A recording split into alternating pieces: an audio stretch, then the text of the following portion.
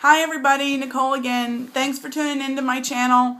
I'm hoping I'm spreading my knowledge and the things I've learned to everyone, and that it's helping you through your goals, whether it's weight loss or fitness or just a whole lifestyle change. I'm here to tell you that it can be done and it can feel great doing it, and that they're going to be solid changes. When you decide that you want to actually change your life, there can be solid changes and bring about lots of good stuff into your life. Today I want to talk about Mojo. Yep, bringing sexy back. I think it's a topic that a lot of people haven't talked about or have even wanted to share. Like I said before in my previous posts, I've been overweight my whole life.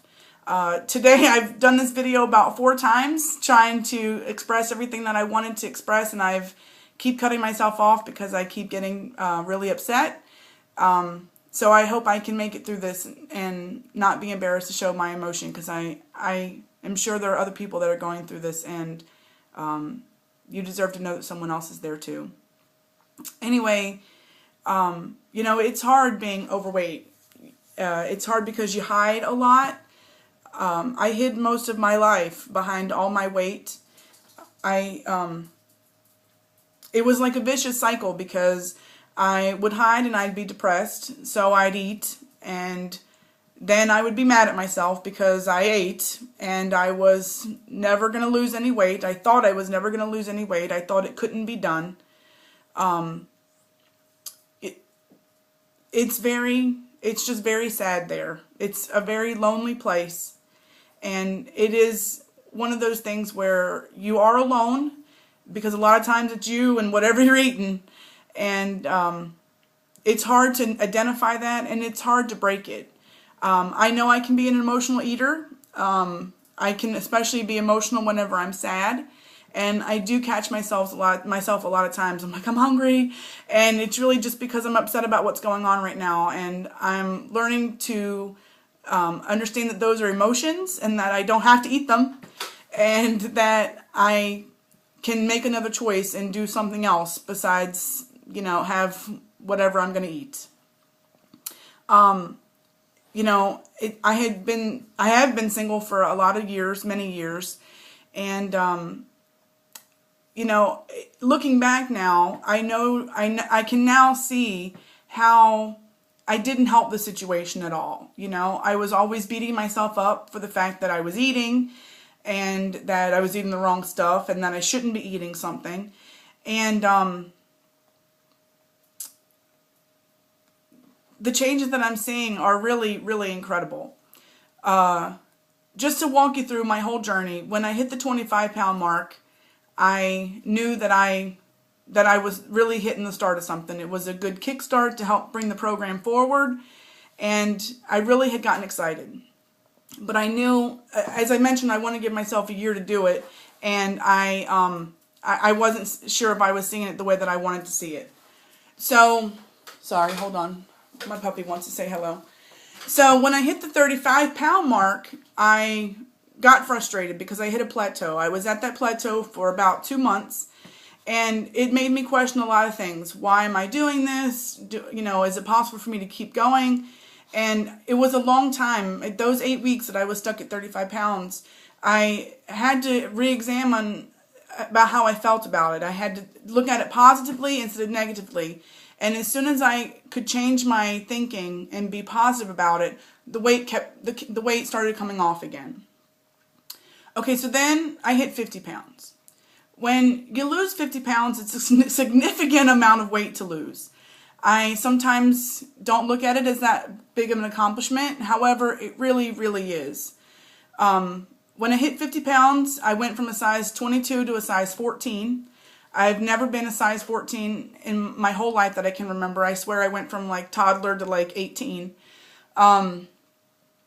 So it was different, walking into the store. I remember going to the store and I said, if you see the crazy lady skipping down the street, don't call the cops. It's just because I've now down another size. So those are little small victories and little small things that happen when you're on this journey. When I started the journey, I didn't know what it would look like at the end. I didn't even know what it would look like along the road. And to tell you the truth, I wasn't even sure I can do it. Granted, I haven't hit my goal yet, but I am amazed sometimes still that I'm down 60 pounds. And just to see the difference in my weight and in my attitude about life and my attitude about myself, it's really, sometimes it's hard to put into words about how great it is and how different it is to be positive and to look at it a different way. Well, anyway, in regards to Mojo, you know, my whole life I felt invisible. That's the word I've used to describe with everything. And I started noticing when I hit 50 pounds that people were noticing me. It could be a simple, you know, especially for men, I would be a simple man at my job and come through and say, "Good morning, beautiful. How you doing, sunshine?" And it was very different to have people notice me, even though it was in a very simple, very platonic way. But there were people that wouldn't even look at me that when I was 50 pounds overweight. And so that was something that I noticed right away, and that was really good. It was slow changes that started to happen, and maybe 2 or 3 a day, and then someone would say, "Oh, you have pretty eyes." And it was just so different to notice that people were noticing me. So the main story I want to tell you about bringing sexy back, I met a young man at a DDP yoga event over the summer, and I ran into him again recently, and fill in the blank here, but we really hit it off. And we had a lot of fun, a lot of good times. But there were some qualities in him that I noticed immediately that probably translate into things I noticed about myself. As far as bringing my mojo, he brought his mojo. And this young man, he was so confident. He was so self-assured while we were having our fun times. There were so many good things that he had. He had a good boyhood charm. He had a sense of humor. He was a very willing participant, which is always fun. I know you ladies understand that. But the qualities that I saw in him, because he is doing the DDP yoga program, I hope somehow he maybe even saw them in me. Because they say a lot of times people are a mirror for you, and that you see yourself in other people. It was very different to have been with a man and felt confident in my body, and to have that connection with someone. It had been obviously a while since things had happened, and it was just one of those things that I would not have even have tried 50 pounds ago. And I'm not saying to not be confident how you are, but it's not even the weight loss that helps. It's the fact that you can do it, and you know that you can do it. And as far as building confidence, even doing some of the moves. As I mentioned earlier, I'm still working on Black Crow, and I'm still working on Wrap and Burn. But the other things I know, like I'm strong, and my will is strong, and my outlook on life is strong. And I know that you too can find that also. And I know for a fact that everything that I gained through that experience with him was all because of DDP yoga. So I read a quote recently. One of my favorite comedians, his name is Greg Barrand. He wrote a book called "It's Just a Fucking Date." He's also the guy that wrote "He's Just Not That Into You." Anyway, one of his quotes that he wrote in the book, it's a life-changing quote for me, and it says, "You don't have to be pretty to be attractive."